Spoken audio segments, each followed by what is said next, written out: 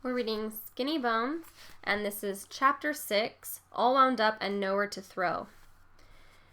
I kept praying that school would last forever that day. Before I knew it, the 3 o'clock bell rang and my teacher dismissed the class.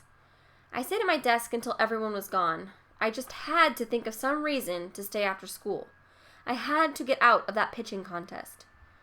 Mrs. Grayson, how would you like some help cleaning the boards and erasers this afternoon? I asked hopefully. No, thanks, Alex. I've got a meeting to go to, she replied. I tried to act shocked.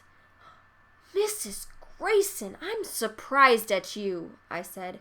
You don't mean you're going off and leaving this room in this condition, do you? This place looks like a pigsty. Mrs. Grayson closed her eyes. Please, Alex, don't start, okay? I'm really in a hurry. She tried to usher me out the door, but I kept dragging my feet. Yes, well, exactly what kind of meeting are you going to, Mrs. Grayson? I asked. Maybe I could tag along. It's a teacher's meeting, Alex, and you can't tag along. No students allowed. Now move it. Please, I don't want to be late. Suddenly, my face brightened. Wait a second, Mrs. G. I'm getting an idea here. Maybe you could sneak me into the meeting. That would be kind of fun, don't you think?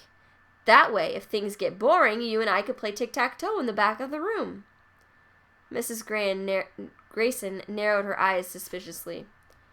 Alex, is there some reason that you don't want to leave school today?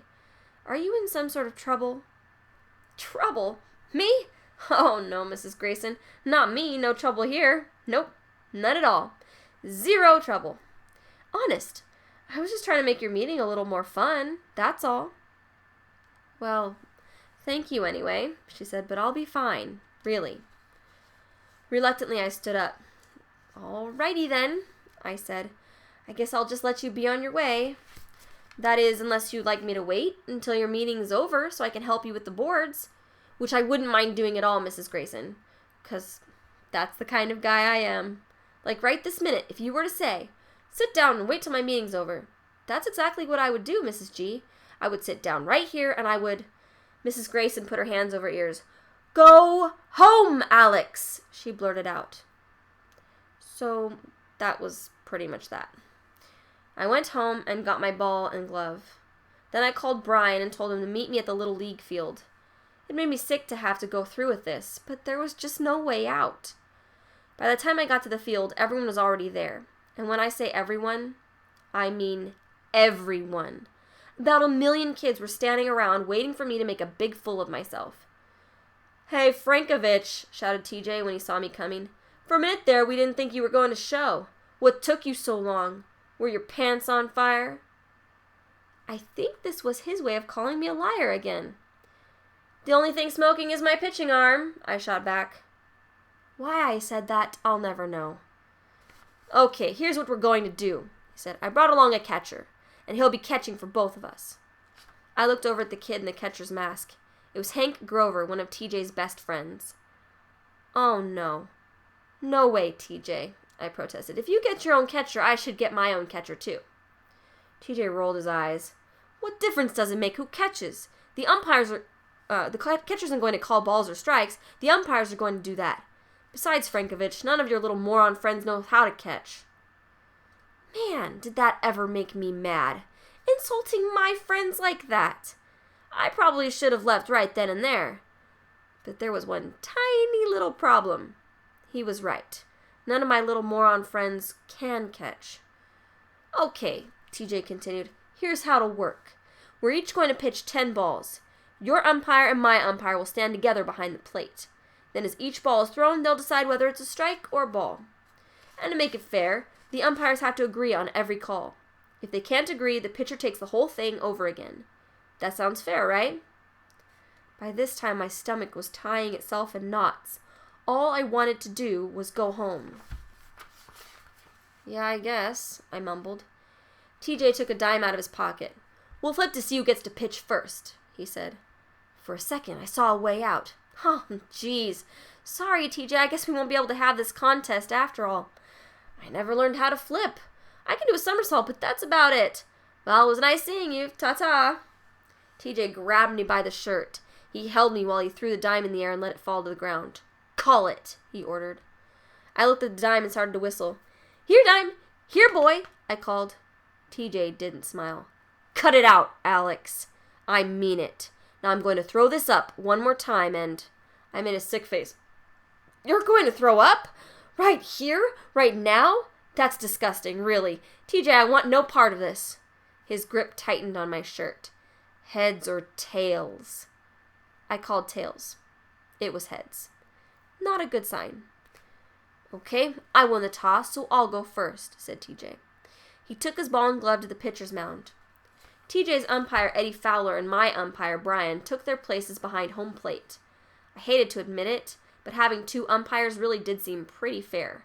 The trouble was, it was almost too fair. If I was going to stand a chance, I would definitely need a little help from my good old pal Brian, if you get my drift. I called him over for one last-minute chat. "Okay, listen, Brian," I said. "Just because TJ Stoner happens to be the best pitcher that anyone has ever seen, that doesn't mean that he's perfect. So whatever you do, don't be afraid to call any of his pitches a ball. Any pitch at all, I mean. Like, even if it's right over the plate, for instance, and you just feel like saying the word ball, then go ahead and say ball. You're the umpire, right? You can say whatever you want to. And please, keep in mind that I will be glad to pay you 50 cents for every ball you call." Just then I heard TJ's voice from the mound. "Hey, Alex, don't even think about getting Brian to cheat for you. I told him before you got here that if I caught him cheating, he'd go home without his head." Brian patted my shoulder. "Sorry, Alex, but my head and I have grown sort of attached over the years." TJ called out again. "Okay, I'm ready. Let's go." I gulped. "Ready?" He was ready. "Already?" I yelled back, "Wait! Aren't you going to take some practice pitches first? I thought we were going to get practice pitches."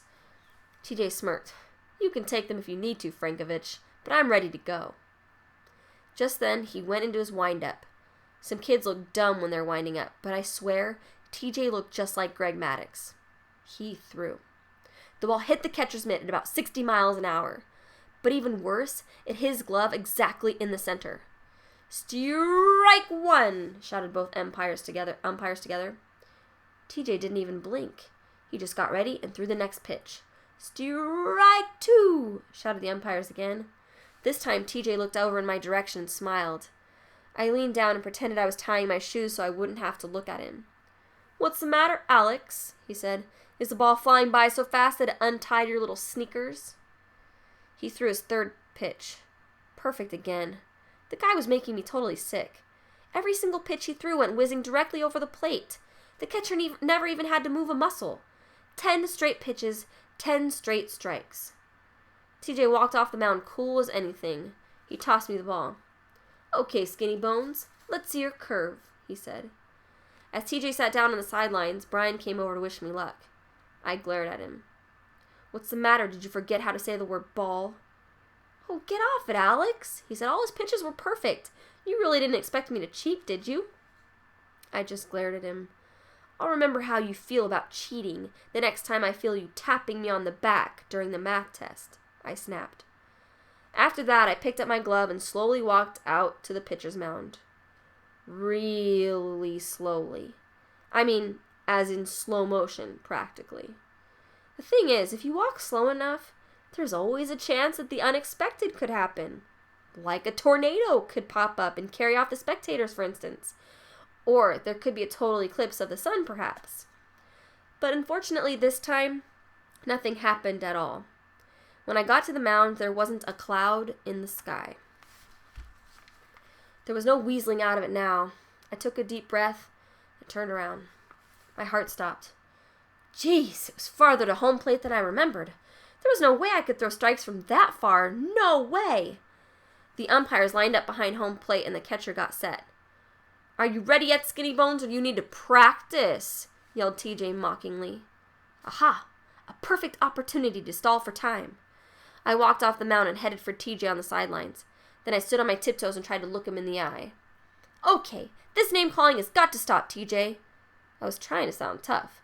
"For your information, there's nothing skinny about my bones. They are just regular, normal bones, okay? So I'd appreciate it if you would stop calling me that stupid name." TJ grabbed hold of my arm and held it up next to his. If your bones aren't skinny, he said, then why is my arm so much bigger than yours? Your bones are chubettes, I told him. TJ's eyes started to get really squinty. I hurried back to the mound before he could pound me. After that, I stood there a while, trying to remember how to begin my wind-up. Which do I lift first, my left leg or my right leg? And then what? Is there a hop involved, or a skip, or a jump? Pretty soon some of the kids started yelling for me to get started. I swallowed hard and pulled my glove back toward my chest. Then I stared at the catcher's mitt and raised my left leg high in the air. Unfortunately, I lost my balance and started hopping all over the place. Both of the umpires totally cracked up. The catcher fell right over in the dirt, laughing. "Time out," I yelled. "No fair. Interference by the umpires and the catcher. They're not allowed to laugh. Laughing is very distracting." For once in his life, TJ agreed with me. He went over and tried to get the three of them to calm down, but still it took a few minutes before they finally got themselves under control. Once again, I went into my wind-up. I pulled my glove back to my chest, raised my left leg high into the air, hopped around a little, and let it fly. Well, maybe fly is the wrong word. Mostly what it did was bounce and skip in the dirt. But the good news was, eventually it rolled directly over the plate. Whoa, not bad, Alex, old boy, I thought. At least you've got it aimed in the right direction. "Ball one," shouted both umpires together. I shrugged my shoulders and walked off the mound. "Okie dokie, well, I guess that's it, TJ," I said.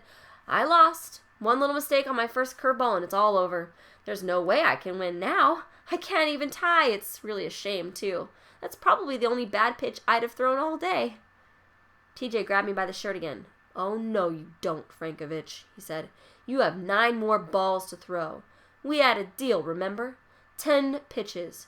Now get back to that mound and we'll just see how good you are." I took a deep breath. There was no sense trying to argue with him. He was going to make me do it no matter what. Slowly, I turned around and headed back. "There's still hope, Alex. Just throw it a little higher. That's all you need to do. Just a couple of good solid strikes, and you won't end up looking like a complete idiot." My heart was beating faster than ever. I took a deep breath and got ready to throw my second pitch. My windup was the same, but something terrible happened when I started to throw. As I brought the ball behind my head, it slipped out of my fingers and rolled to second base. The catcher fell in the dirt laughing again. Brian did too. His mouth formed the words, "Ball 2," but nothing came out. By this time I felt totally sick. All I wanted to do was get the whole thing over with so I could go home and die. I got the ball, wound up again, and threw my third pitch as hard as I could. TJ was watching from the sidelines. The ball hit him smack in the forehead. What do you know? My old beanball was back. I couldn't keep from grinning. "Strike one!" I shouted out. TJ ran out to the mound and gave me a shove. "What do you mean, strike one?" I pointed at the red bump forming on his head. "Well, it struck you, didn't it?" I asked. TJ shoved me again. "Yeah? Well, let's see how you like being struck, skinny bones," he said. Then he punched my arm as hard as he could, and he kept doing it again and again, right in the same spot. "Just remember what this feels like the next time you think about hitting someone with a baseball," he said. My arm was killing me. But in a way, I felt sort of flattered. TJ actually thought I had been aiming for his head and had hit my target. I mean, when you think about it, it was a pretty nice compliment. Anyway, it was clear by now. The contest was over. I couldn't have pitched again if I'd wanted to. My arm hung limp at my side, like it had croaked or something. I checked to see if it was bleeding, but no such luck. I hate that, by the way. When something hurts as bad as my arm did, the least it could do is bleed a little. As TJ walked away from the field, his friends followed him. Most of them were patting him on the shoulder and raving about what a great pitcher he was. If anyone had patted my shoulder, my entire arm would have fallen right off into the dirt. I looked around for Brian, but he'd already started walking home without me. At first that made me mad, but I guess he was just too embarrassed to walk home with a loser. In a way, I couldn't blame him. I didn't want to walk home with me either.